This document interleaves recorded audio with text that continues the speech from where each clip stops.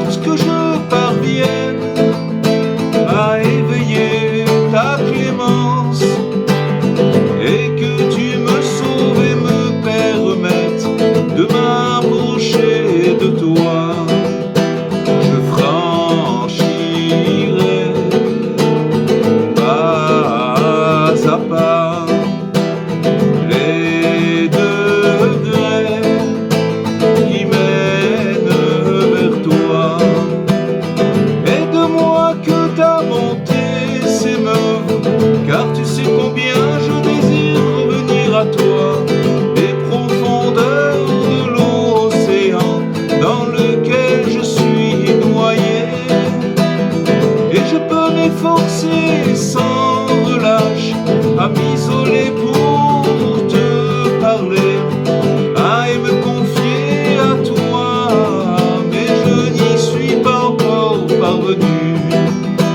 Je ne suis pas encore sauvé.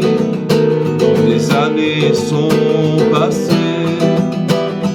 Que toi seul connais. Toi seul sais quand viendra mon salut. Cependant, tu as fait tant pour moi, des merveilles, des bontés immenses et innombrables. Tu as donné la force d'espérer, de faire confiance aux tzadikim. Et malgré cela, je suis encore très loin, éternel mon Dieu, tu sais. Oh la la la la la.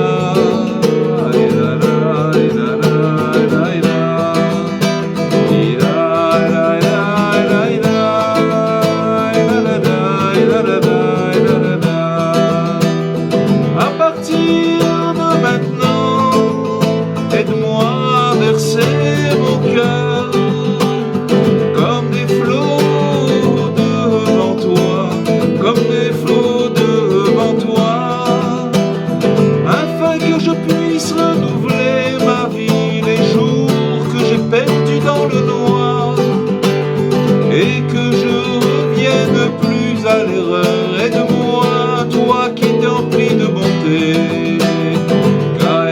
Aide-moi, toi qui es empli de bonté, et sauve-moi, oh oui, sauve-moi. La la la la la la la la la la la la la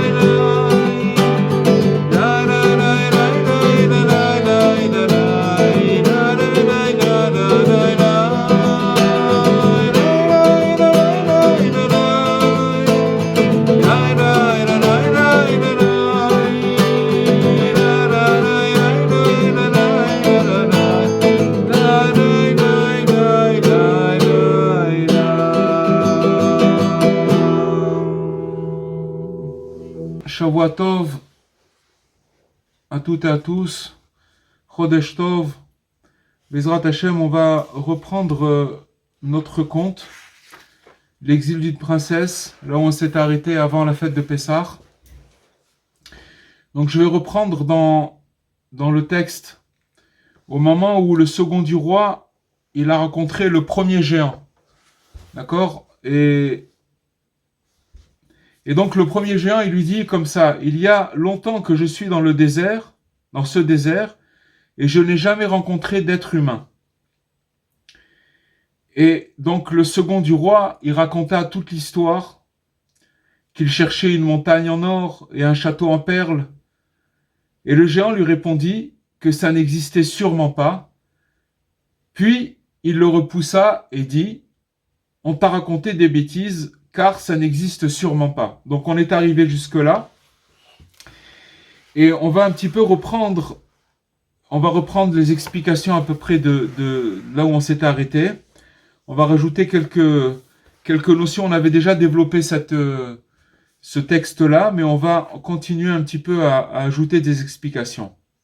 Donc on a vu, si vous vous rappelez, jusqu'ici, que ces géants, d'accord, ainsi que d'autres idées qui sont évoquées dans le conte, elles supportaient des interprétations diverses. On avait parlé, on avait dit, c'est même voire opposé. On avait considéré ces géants sous un angle négatif, d'accord? Donc, on avait dit qu'ils étaient préposés, des préposés qui étaient peu compréhensifs, c'est-à-dire que c'était des gens qui avaient une place, une grande place, et ils étaient grands, c'est des gens qui étaient grands, mais qui étaient peu compréhensifs. Et donc, on avait vu ça dans un angle un peu négatif. Et aussi, on a vu ces géants sous un angle aussi positif. On avait expliqué que c'était des justes qui ne prêchent pas le sacrifice, c'est-à-dire que c'est des justes qui sont arrivés dans un certain degré et qui ne prêchent pas le sacrifice. Ils ne demandent pas à leurs adeptes de faire des sacrifices, d'accord? Et en fait, on est arrivé à une synthèse où on avait dit que finalement, si on mélangeait ces deux tendances, on pourrait arriver à dire que c'était des justes qui étaient imparfaits. D'accord? On avait déjà vu ça, mais je reviens un petit peu là-dessus. C'est des maîtres qui étaient certes des maîtres, d'accord, mais qui dominent des vrais empires. Ça veut dire que c'est des gens qui sont à la tête de... C'est des grandes personnes, mais qui auraient interrompu leur recherche quelque part en cours de route. Et tout ça à cause de quoi? Pourquoi ils ont interrompu leur recherche, ces grands, ces géants? À cause précisément de leur réussite. Comme ils ont réussi, ils sont montés, ils ont reçu des honneurs et peut-être qu'ils se sont perdus quelque part. C'est aussi des grandes personnes, mais on va appeler ça des justes imparfaits. Et pour donner un exemple, on avait parlé du prophète, du patriarche Abraham, d'accord, et qui est devenu digne de guider toute l'humanité, puisque c'est lui qui a amené les voies de la foi dans le monde, d'accord, pour toute l'humanité. Alors, pourquoi il est arrivé à cette grandeur, à guider toute l'humanité? Tout simplement parce qu'il a réussi à surmonter 10 épreuves successives, d'accord, dont la dernière qui était le sacrifice de son fils Isaac. Et qui était l'épreuve et la 10e, et qui était la plus redoutable. Et s'il avait calé dans l'une d'elles, de ces épreuves, de toutes les 10 épreuves, ça veut dire il s'était arrêté, on va dire qu'il aurait flanché à la 6e, ou à la 5e, ou à la 4e, ou à la 8e, ou à la 9e, ou même à la 10e, d'accord? Alors, on va dire que sa personnalité, elle ne se serait pas développée à ce point. Il serait resté injuste, mais imparfait. Puisqu'il devait arriver à, si vous voulez, remplir tout son cycle et arriver à se réaliser. À se réaliser pour pouvoir amener la foi dans l'humanité et à devenir ce qu'il est devenu. Donc on peut voir que, si vous voulez, on peut rencontrer sur notre route des gens qui sont éminemment grands, mais qui ne sont pas arrivés, si vous voulez, à développer ce qui devrait être au maximum, justement à cause de leur réussite. Et à cause de ça, ils peuvent donner des conseils qui ne sont pas bons et qui peuvent décourager les personnes qui cherchent, comme on voit ici le second du roi qui cherchait la princesse. Et que le géant lui a dit, ça n'existe pas ce que tu es en train de chercher. Bon, alors maintenant, si on veut, si vous voulez, il est permis de transposer ce qu'on est en train de dire maintenant, cette phase du récit, d'accord, à l'histoire contemporaine dans laquelle on se trouve, et on va réussir à obtenir une réflexion très intéressante, et on pourrait, par là même, arriver à esquisser une fresque, une formidable fresque de l'ère future, c'est-à-dire parce que finalement, n'oubliez pas que le second du roi, on sait qu'à la fin, il a trouvé la princesse, il a trouvé la montagne, il a trouvé le château, il a trouvé la princesse. Mais Rabbi Nachman, il dit pas comment il l'a fait sortir. Il dit pas comment il a fait sortir cette princesse. Donc, si vous voulez, on est encore dans l'histoire, puisque on n'est pas encore arrivé à la rédemption, puisqu'on n'est pas arrivé à la fin, et que donc, si vous voulez, on est en cours de route, et donc, toutes les clés, elles sont données dans cette histoire, dans ce conte, pour nous faire montrer à combien il faut se renforcer pour celui qui cherche cette princesse, d'accord? Qui cherche son âme, il y a plusieurs axes dans la princesse. C'est son âme, c'est sa mission, c'est qui il est véritablement, d'accord? Tout ça, mais on voit que maintenant, si on transpose ça, alors on va pouvoir voir quelque chose dans le futur. Et si on se penche sur cet aspect du conte, on verra que la dernière fois, le mérite de son dernier réveil, c'est-à-dire que quand il a bu de la source, qu'il a cru que c'était une source, mais en vérité, il a vu qu'elle était rouge et qu'il a bu, et que la princesse l'avait prévenu de pas boire du vin pour pas qu'il s'endort. Il avait le droit de manger, mais il fallait surtout pas qu'il boive du vin le dernier jour de l'année, et que donc il est tombé 70 ans. Donc s'il a fait une énorme chute, d'accord, qui a duré très très longtemps, mais justement, grâce à cette chute, il est passé maître. Il est passé maître, il est devenu expert. Et ces échecs du passé, tous ces échecs, et leur recyclage, parce qu'ils ont été recyclés. C'est quoi le recyclage? Le recyclage, c'est qu'il ne s'est pas découragé, bien qu'il s'est, comme on dit, ramassé vraiment vraiment de toute sa stature. Il est vraiment tombé. Mais il a recyclé. Et grâce à ce recyclage, et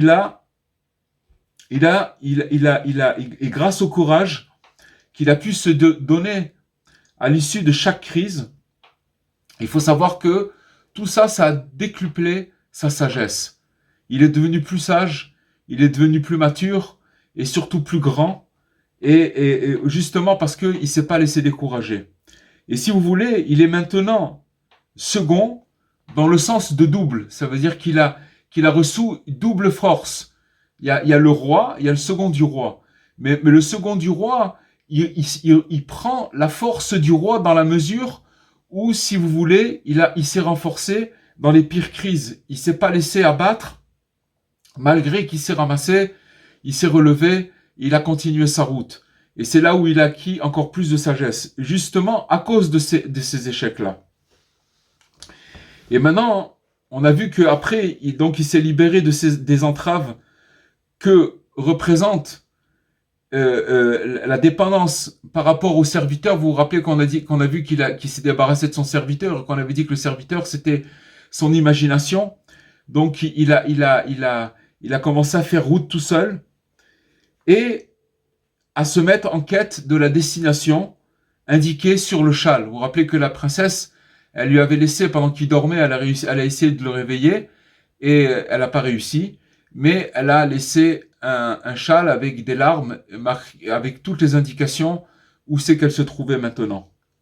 Et chemin faisant, il va rencontrer encore des êtres impressionnants, c'est ces géants-là, d'accord, par leur taille physique, mais aussi leur taille, ils sont très très grands, mais ils sont restreints dans leur mentalité. Pourquoi? Parce que ils ont pas, si vous voulez, ils ont pas de rêve. Ils se sont arrêtés dans leur recherche. Vous comprenez? Ce second du roi, comme on dit, il avait un chazon, il avait un rêve, il avait une vision. Il démordait pas de sa vision. Et par rapport à ces grands qui étaient même beaucoup plus grands que lui, d'accord? Mais, si vous voulez, ces grands, ils l'ont découragé. Et donc, il va falloir, quand il va se retrouver devant cette situation, devant ces géants, il va falloir inverser les rôles. Pourquoi? Parce qu'au lieu de subir passivement leur influence, l'influence de ces géants, alors il va s'agir de les éduquer, de les rapprocher, de les conscientiser et les instruire de la formidable nouvelle qu'il détient. C'est quoi cette nouvelle? Il y a quelque part dans le cosmos une montagne en or et un château en perles. Il existe une princesse, elle existe, il était déterminé, vous comprenez? Mais si vous voulez que toutes ces chutes qu'il a eues dans le passé, c'est avec la pomme, avec le vin, et qu'il a dormi, qu'il est tombé, et qu'il a fait des efforts incommensurables, que pendant 2 années, il est resté, il a suivi les règles et les indications de la princesse, et à la fin de l'année, boum, à chaque fois, il est retombé.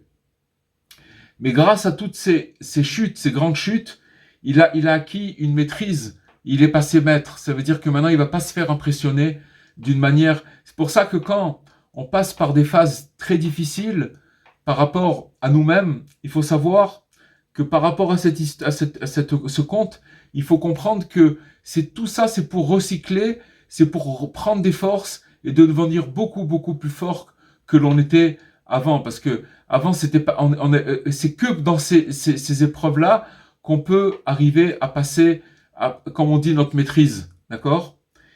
Et dans la noble et laborieuse besogne de propagation, il faut savoir que la propagation, ça veut dire diffuser les paroles de Rabbi Nachman, ce qu'on appelle la propagation en tout genre, d'accord? Peu importe chacun là où il est, à partir du moment où il prend ces paroles et puis après, il va se retrouver avec son entourage proche, ses amis, peu importe, les gens qu'il va rencontrer, il va émaner, même s'il parle pas, il va propager ce fluide, d'accord? Puisque lui, il l'a reçu, il va le propager. Et il faut savoir que quand on prend cette besogne au sérieux de la propagation, alors c'est une mission qui va amener à celui qui exécute cette chose-là, il va l'amener au plus haut cime, d'accord, de la conscience. Mais il faut savoir qu'il y a beaucoup d'écueils aussi. Il y a beaucoup de chutes par rapport à cette chose-là, puisque c'est quelque chose de tellement grand. Et le principal écueil, c'est la contre-influence. Ça veut dire que quand on va vouloir initier notre vis-à-vis, les gens qui vont être autour de nous, aux merveilles de la foi, on va vouloir leur faire passer des fois un message, et on va des fois se retrouver confronté au scepticisme de ces personnes-là, à leurs doutes, à leurs révoltes, et des fois à leur hérésie. D'accord? Il faut savoir cette chose-là. Et ça fait aussi partie, si vous voulez, parce que des fois on est enflammé, et qu'on va commencer à parler à certaines personnes, et on va recevoir en retour du scepticisme et toutes sortes d'attitudes qui peuvent nous refroidir, qui peuvent nous décourager. Ça fait partie, il faut le savoir, cette chose-là. Et donc, il faut savoir qu'il ne faut pas chercher à convaincre ces gens avec des arguments logiques. Puisque depuis longtemps, ils ont aussi perdu la candeur et la foi, d'accord? Et que, à leurs yeux, ils ont perdu la candeur et la foi. Et donc, quand on vient avec cette candeur, cette jeunesse et ce feu-là, on risque de se prendre une vraie peau de banane. Et donc, il faut savoir que si et ça arrivait à tout le monde, je pense que ce qu'on est en train de dire, chacun il a pu le vivre différemment, mais il a pu le vivre. Alors si on se retrouverait avec des gens qui nous riraient au nez, d'accord, et qui nous traiteraient des fois de naïfs, justement parce que on a un certain rêve, d'accord, eh bien ça sert à rien de parler avec eux de logique parce que ça pourrait nous affaiblir inutilement. Alors, ce qu'il faudrait plutôt, c'est de raconter de belles histoires, des contes de fées, comme le conte de Rabbi Nachman maintenant, ce conte qu'on est en train de dire, des plans sur lesquels sa jugeote, sa logique, d'accord, elle aurait aucune emprise. Parce que quand vous racontez un conte, on l'avait expliqué au tout début de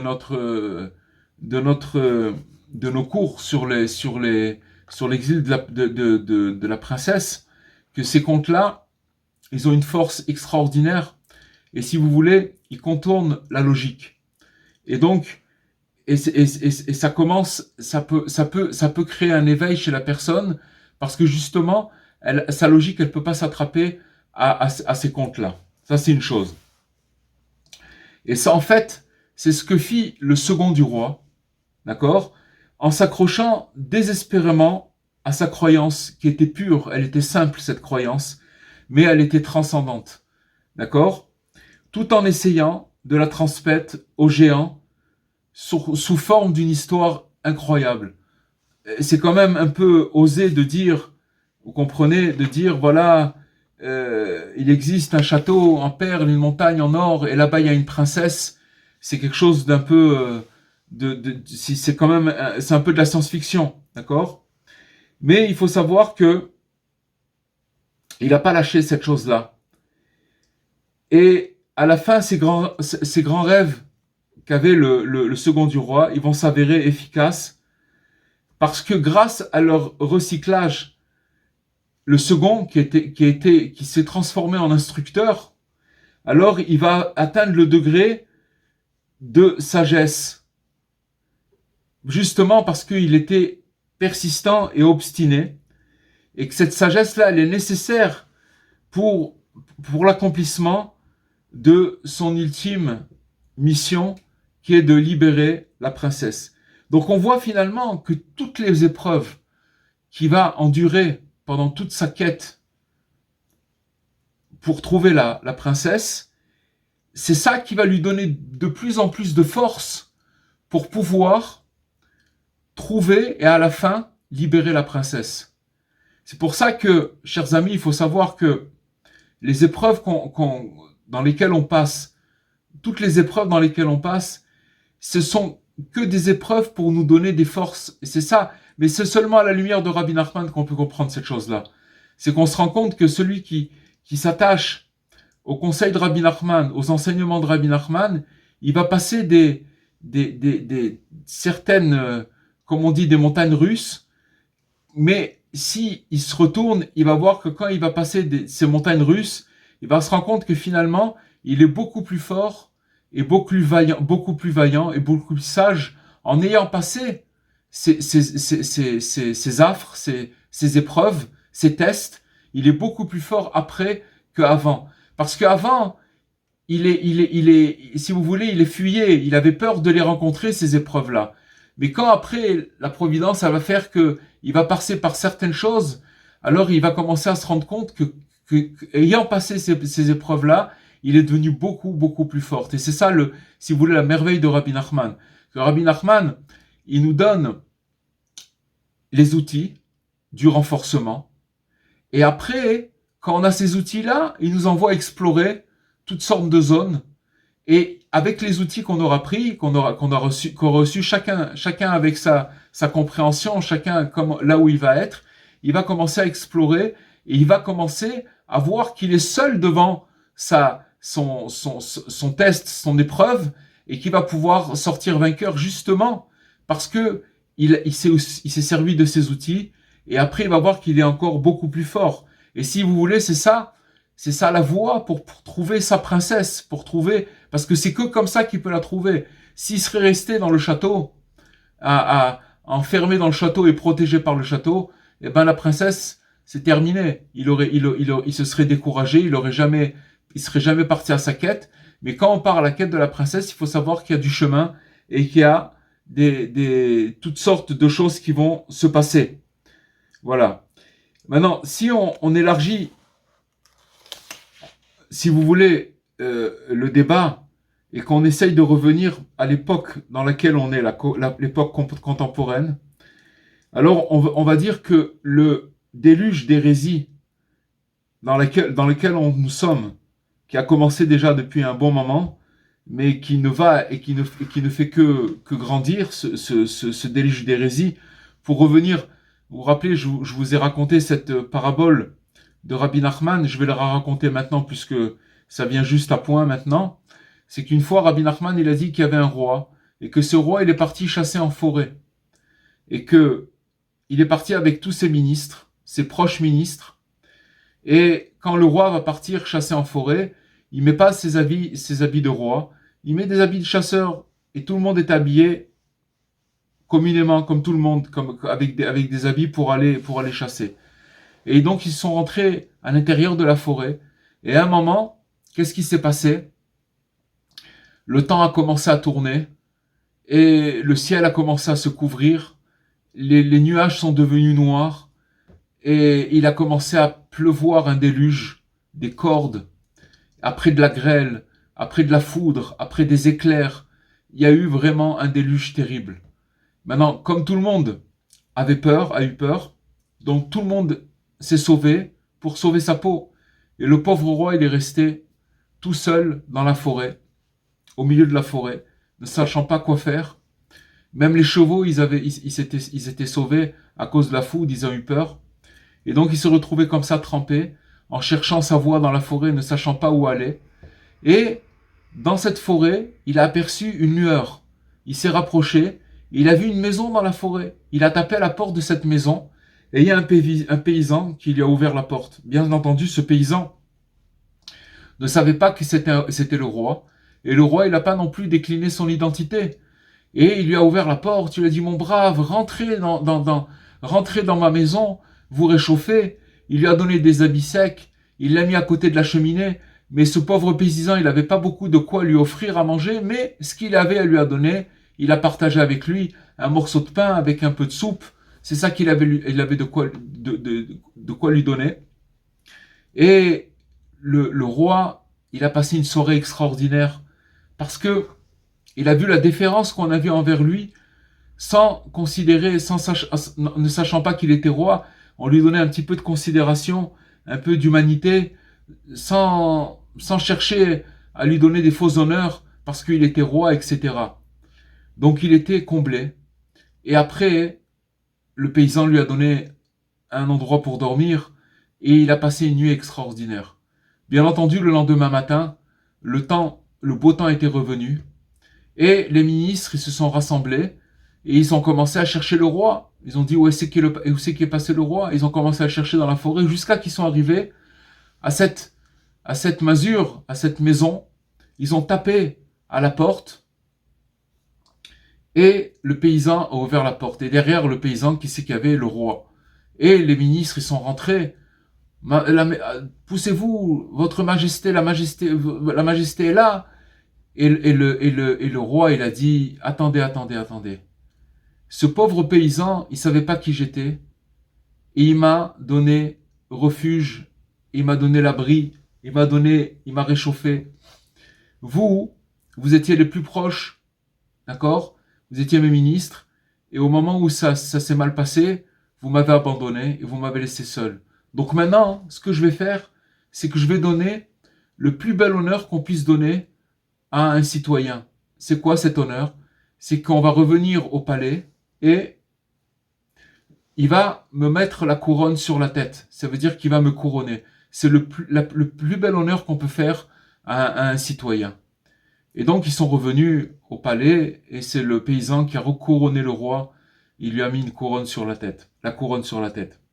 Donc Rabbi Nachman, il nous parle de cette parabole et il nous explique qu'est-ce que c'est cette parabole. Il dit Rabbi Nachman, Dieu il a promis à l'époque de Noé de ne plus détruire le monde. Il est revenu sur, entre guillemets, cette erreur. Il a vu que ça n'avait pas tellement aidé de détruire ce monde. Il a dit donc, je ne referai plus cette chose-là. Et il a donné un signe, il a donné les couleurs de l'arc-en-ciel, que quand on voit l'arc-en-ciel, ça veut dire que c'est un pacte. Il a fait un pacte avec l'humanité, avec le monde, qu'il n'allait plus détruire le monde comme, sous l'eau comme il avait fait à l'époque de Noé. Mais Rabbi Nachman, il a dit, il va avoir un autre déluge. Pas un déluge d'eau. Il va avoir un déluge d'hérésie qui va inonder le monde entier. Et même ceux qui sont considérés comme les plus proches du roi, ça veut dire les ministres, d'accord, les gens qui représentent, bien entendu, il faut savoir que le roi c'est Dieu, d'accord, et Dieu, ça veut dire les ministres du roi, c'est ceux qui sont considérés comme être, même eux, ils vont être inondés par ce courant d'hérésie. Et Rabbi Nachman, il nous dit que qui c'est qui va couronner le roi Mashiach à Jérusalem? Ce seront les simples diseurs de psaumes, ceux qui font des Téhilim. Pourquoi? Parce que comme eux, ils seront, si vous voulez, comme ce second du roi, ils seront déterminés et qu'ils vont pas rentrer leur logique, ils vont pas se servir de leur logique, ils vont être sauvés de ce déluge, et ce sont eux, les simples diseurs de Téhilim, de psaumes, qui vont couronner le roi Mashiach à Jérusalem. Alors maintenant, pourquoi on a fait cette parenthèse? Parce que finalement, c'est comme on a dit tout à l'heure, si on élargit le débat et que on va revenir à cette époque dans laquelle on est maintenant de ce déluge, d'accord? On voit que finalement, on ne sait plus à quoi s'accrocher. Mais il faut savoir que que les médias, tout ce qu'on voit, les films, et qui sont finalement au service du diable pour abuser les masses, d'accord, pour leur faire peur dans toutes sortes de choses, d'accord. Mais il faut savoir que un jour, il va se lever quelqu'un qui va voir la peine du roi, parce qu'Hachem, il a de la peine de tout ce qui se passe. Mais, comme dans notre conte, il y en a un qui va se lever et qui va voir la peine du roi, il va ressentir la peine de Dieu, et que c'est lui qui va être le second du roi, et qui va déclencher l'éveil. Déclencher l'éveil partout, peut-être que c'est Machiar, en tout cas c'est... Et il faut savoir qu'il faut pas prendre ces contes-là comme des petites histoires, parce que comme on l'a dit, c'est vraiment de véritables mystères, et qui viennent de l'origine des temps et de la sagesse, et que là-bas il y a tout le déroulement de l'époque messianique, et qu'on est dans l'histoire maintenant, on est dans l'histoire. On sait que le second du roi, il a retrouvé sa princesse, mais on ne sait pas comment il a fait. On ne sait pas comment il a fait. En tout cas, une chose, c'est que justement parce que le monde il a l'air perdu, que justement de cette perdition, il va s'éveiller, il va avoir un éveil extraordinaire, et que c'est comme ça que les choses elles vont se réparer avec l'aide de Dieu. Donc on va continuer dans le conte. Alors il lui dit le géant, on t'a raconté des bêtises car ça n'existe sûrement pas. Le second du roi se mit à pleurer très fort. Il a commencé à pleurer. Donc sa réaction au second, on voit que quand il a été repoussé par le géant, il était déterminé, mais il a commencé, si vous voulez, émotionnellement, à piquer une crise de larmes. Il a commencé à pleurer.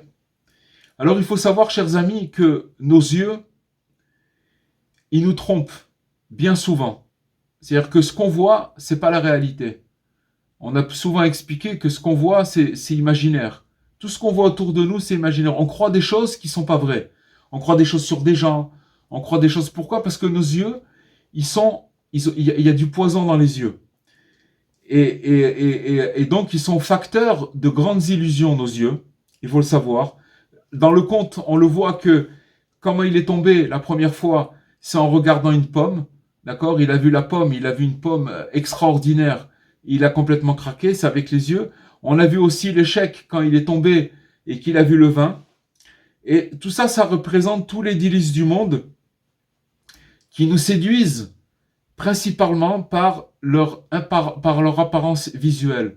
Cette apparence visuelle, elle nous fait amener à croire. Et on a une illusion, et cette illusion-là, elle nous amène à déformer la réalité. On voit des choses, mais on voit pas. C'est un effet optique qu'on a. On a des effets de vision. On croit de voir des choses, mais c'est pas ce qu'on voit, c'est pas vrai. On sait pas évaluer une situation. Dès qu'on voit une situation, on la déforme et on croit des choses qui sont fausses complètement. Alors, il faut savoir que notre mental, il s'est empli d'un certain poison à cause de tous ces poisons visuels qu'on a amassés et qui est rentré dans notre vision, d'accord ?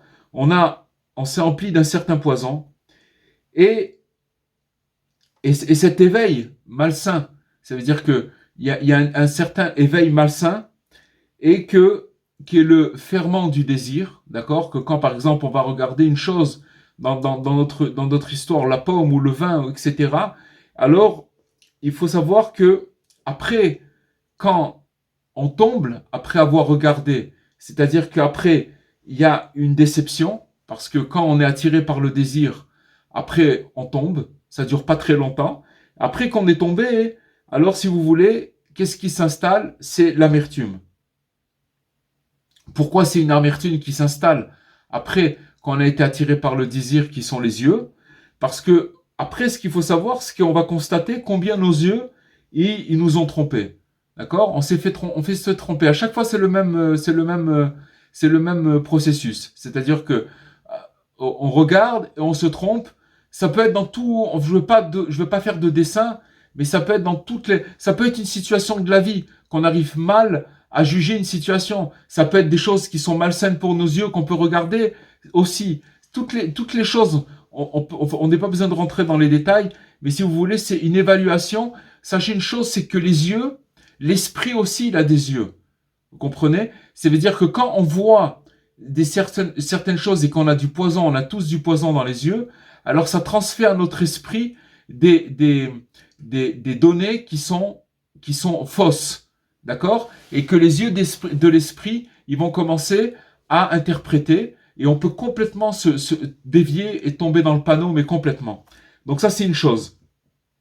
Et à cause de ça, c'est pour ça qu'après la déception, il y a de l'amertume.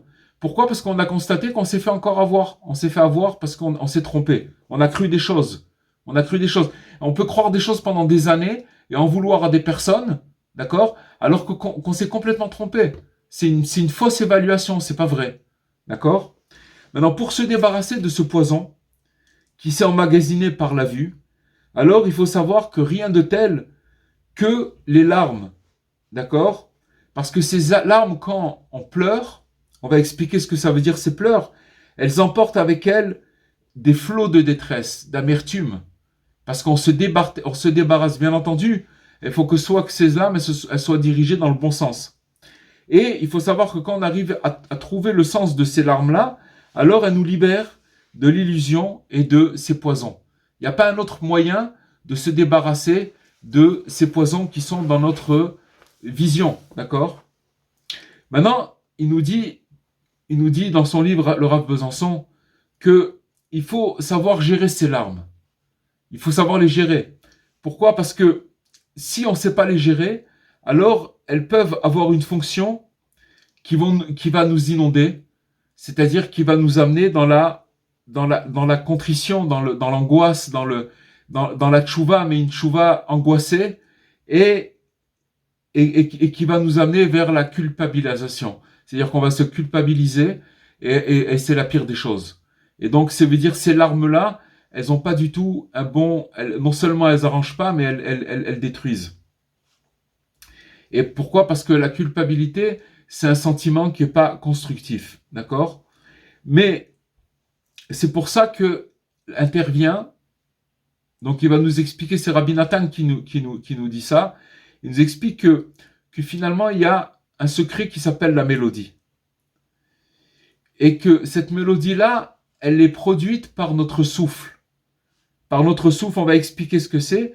Ça veut dire que c'est un tri sur les impulsions. Ça veut dire qu'on va avoir des impulsions, ça peut être des impulsions bestiales, ça peut être des impulsions, toutes sortes d'impulsions, la jalousie, l'envie de quelque chose qui nous appartient pas. Tout ça, ça s'appelle des impulsions, toutes confondues, d'accord?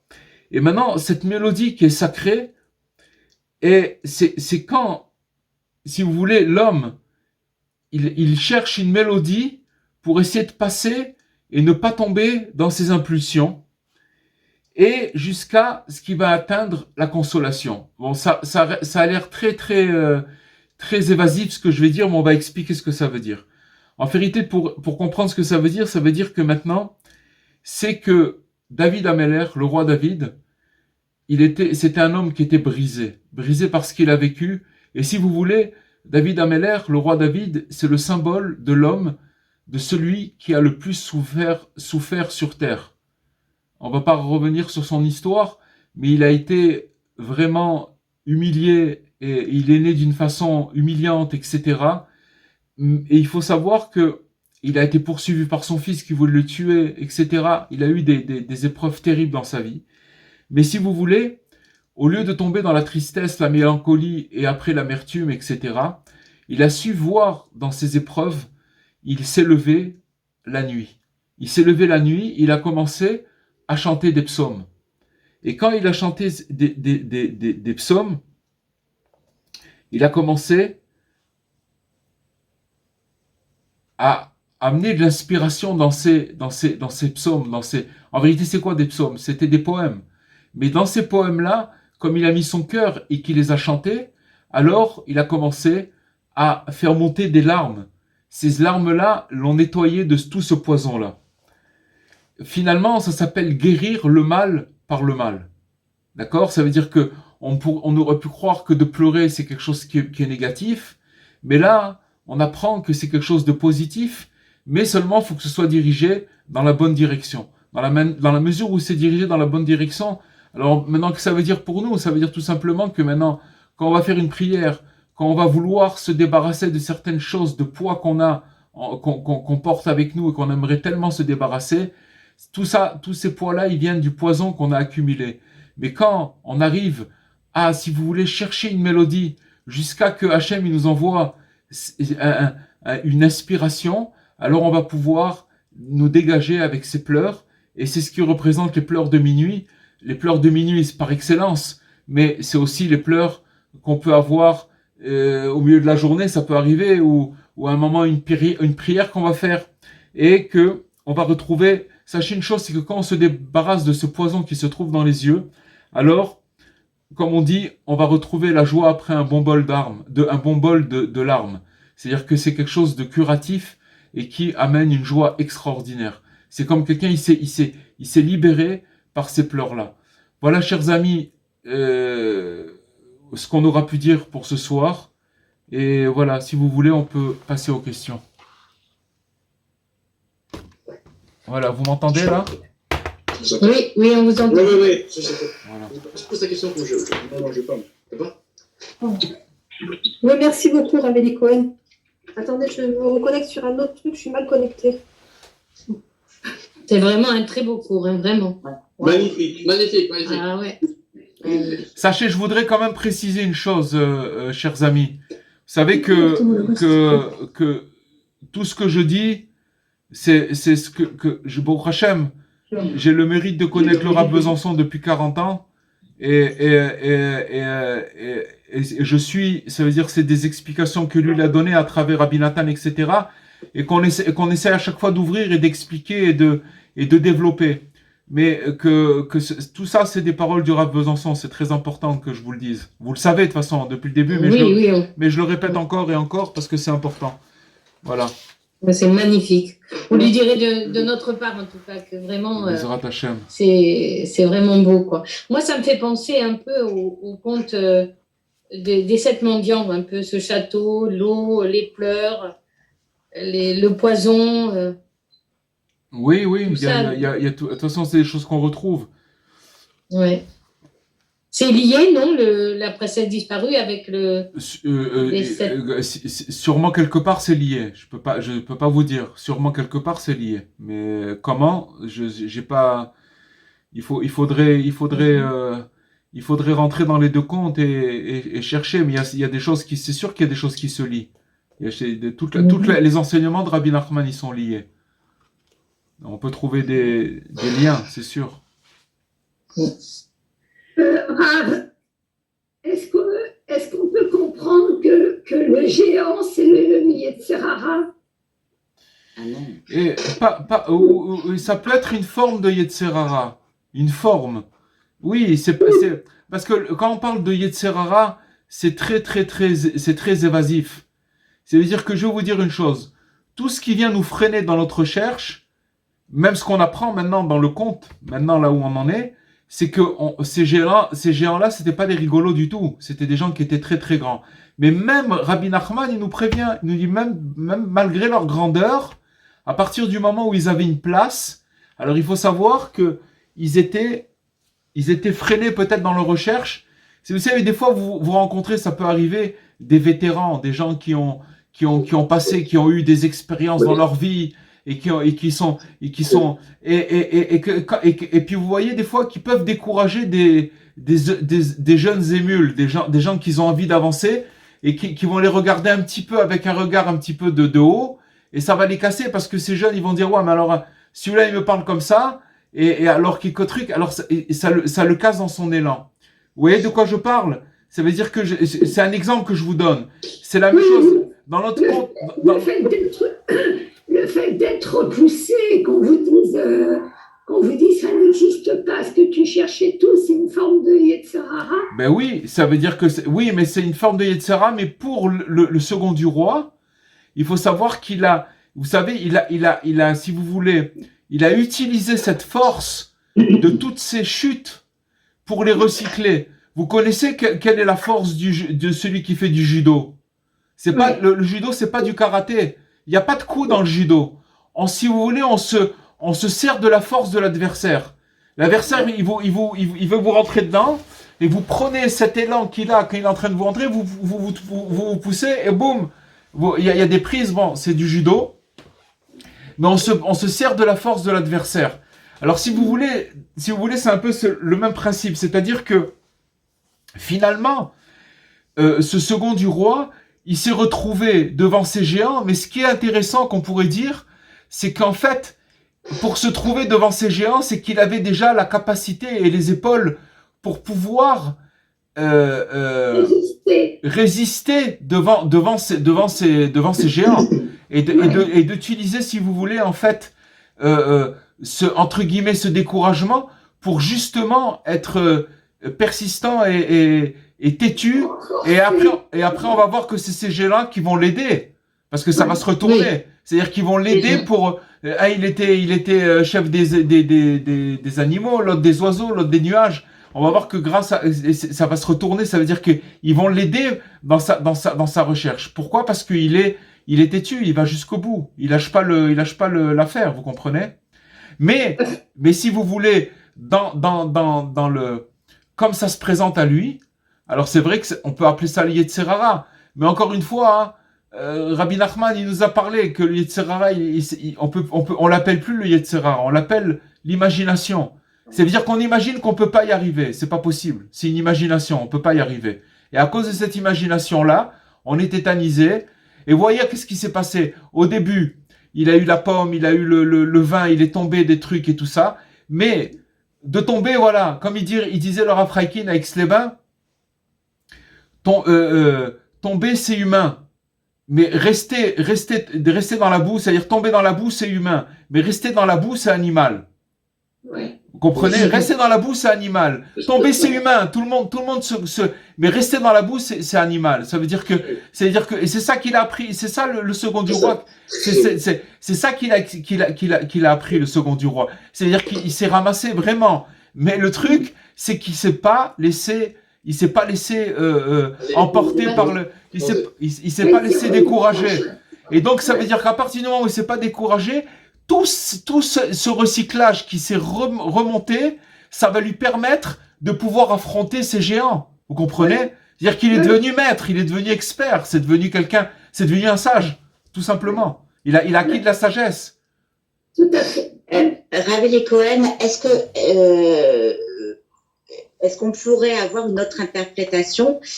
Moi, je verrais plus les géants pas comme le Yetzirara, mais plutôt comme les gardiens de la princesse disparue. Et en fait, ils sont là pour faire barrière et tester la émouna, la ténacité du second du roi pour voir jusqu'où il peut aller et si c'est vraiment sincère. Absolument. Et dans la mesure où ils ont vu que c'était sincère, à ce moment-là, ils l'ont aidé. Bien sûr. Vous rappelez-vous qu'on avait dit dans un cours, je sais plus quand c'était, si c'était avant Pessah, mais où on avait dit qu'il y avait deux angles, si vous voulez, dans ces géants. Il y avait un côté négatif de freiner la personne, et il y avait un côté où c'était des justes qui prenaient pas le sacrifice, mais qui étaient quand même des justes. Et que comme vous dites, c'est possible aussi, mais ça contredit pas. C'est pas une explication, elle contredit pas l'autre. C'est-à-dire que toutes ces explications, elles sont vraies. Ce qu'on a dit, c'est vrai. Ce que vous venez de dire, Chava, c'est aussi vrai. Ça peut être aussi les gardiens de la cité. Vous avez raison, c'est les gardiens de la cité, parce que, mais seulement, celui qui arrive déjà devant les gardiens de la cité, c'est déjà quelqu'un qui a fait du chemin. C'est-à-dire que si déjà il se trouve confronté à ça, ça veut dire que c'est truc. Mais c'est vrai aussi, c'est vrai aussi. C'est vrai, Chazak, c'est vrai. De fait par leur grandeur, en fait. Moi, ce qui me fait tilt, c'est surtout des géants, et c'est des frères. Hein. C'est pas des inconnus, c'est des frères. C'est vraiment, je sais pas. Non, c'est une très très bonne, intervention. Bon, Razak. Rav Cohen, s'il vous plaît, vous avez parlé tout à l'heure des yeux et que les yeux c'était source de faire et que l'homme pouvait tomber. Donc, mais les yeux, en vérité, quand on réfléchit bien, c'est la source même du Yetzer Hara que Hachem il a donné à Adam et Chava avec l'histoire de l'arbre défendu, du bien et du mal. Et c'est qu'après cela, au jour d'aujourd'hui, avec les yeux, c'est les plus grandes épreuves qu'on a d'aujourd'hui proviennent des yeux. Et on peut avoir les pires des catastrophes comme les choses merveilleuses avec les yeux. Complètement. Mais Vous êtes d'accord avec moi? non, c'est tout à fait vrai. Mais vous voyez que le second du roi, hein, ce qu'il a pu faire, qu'il s'est pas fait, qu'il n'a pas cru avec ses yeux ce que leur disaient les géants. Ça veut dire que quand il a vu, si par exemple des fois vous voyez un géant, vous dites oulala, tout ce qu'il va me dire, s'il me dit une parole, je pourrais jamais aller contre la parole qu'il me dit. Mais ce qu'on voit, c'est que le second du roi, le fait qu'il soit tombé à plusieurs reprises et qu'il ait pleuré et pendant toutes les années, l'année où il a passé, quand la princesse elle lui a dit reste toute l'année, la première fois il lui a dit tu dois pas manger, après il dit tu peux manger mais tu dois pas avoir du vin. Il est resté toute une année à languir la princesse. Quand on languit, on pleure. Donc on doit considérer qu'il s'est nettoyé les yeux. Il s'est nettoyé les yeux. Bien qu'après, après il est retombé, puisqu'il est tombé 70 ans. Mais toute cette purge d'amertume qui est sortie. Vous savez qu'une chose, je sais pas si vous savez tous sans doute, que les larmes, c'est amer. Si vous avez une fois pleuré, c'est salé, c'est amer. Il y a de l'amertume. Et cette amertume-là, c'est de l'amertume si elle est bien dirigée, si ces larmes, elles sont sorties comme il faut, comme on a dit, dans la prière, dans la mélodie, c'est-à-dire de chercher la prière comme David Ameller, dans ce sens-là, des psaumes, etc. Alors ça enlève du poison. Et quel est le cadeau? C'est que quand on s'est débarrassé de ce poison, en tout cas dans la mesure où on arrive à purger, alors on va commencer à avoir une vision beaucoup plus meilleure. On va voir des choses, on va moins se faire avoir. Vous comprenez? Razak. Juste une petite précision.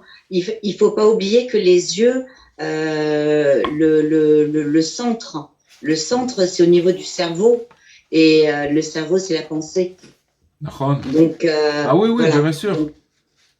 Donc en fait, tout ce qui est vu, c'est interprété au niveau de notre pensée. Complètement. Ça commence par la pensée, bien sûr. Ça commence par la pensée. Bien sûr. Voilà. D'ailleurs, ça commence même pas par la pensée, ça commence d'abord par le cœur. C'est pour ça que c'est marqué dans le schéma n'ayez pas exploré ce qu'il y a dans votre cœur, parce que le cœur, il y a un côté où il y a du mauvais dans le cœur, et le cœur, c'est lui qui désire les choses. Maintenant, quand le cœur il désire, alors il envoie des pensées, et après c'est les yeux. D'abord c'est le cœur, et après des yeux, après du cœur ça passe aux yeux, et après voilà, après tralala. Voilà. Le cœur, il donne la pulsion. Exactement. Comme notre cœur, il est pas pur, alors il a des fois des envies un peu bizarres. Voilà. Bezrat Hashem. Alors, chers amis, Bezrat Hashem, je vous souhaite Shavuot Tov, Chodesh Tov, et qu'on puisse continuer, Bezrat Hashem, à étudier les enseignements de Rabbeinu.